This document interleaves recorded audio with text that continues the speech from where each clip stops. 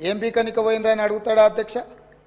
మాజీ ముఖ్యమంత్రిగా 10 ఏళ్ళు పనిచేసి, కేంద్ర మంత్రిగా పనిచేసి, రాష్ట్ర మంత్రిగా పనిచేసి, శాసనసభ్యుడిగా పనిచేసి, పార్లమెంటుగా పనిచేసి, గొప్పలు చెప్పుకొని జబ్బలు జరుచుకునే ఉద్యమకారుని అనేట ఆయన ప్రధాన ప్రతిపక్ష పార్టీ హోదాలో ఉండి ఒక రాష్ట్ర ముఖ్యమంత్రిని పట్టుకొని ఏం బీకనిక పోయినావు అని అడిగితే, రా ఇప్పటికే ప్రజల్ని ప్యాంటు ఊడబిక్కురు, ఉన్న అంగి చొక్కా కూడా ఊడబిక్తాం.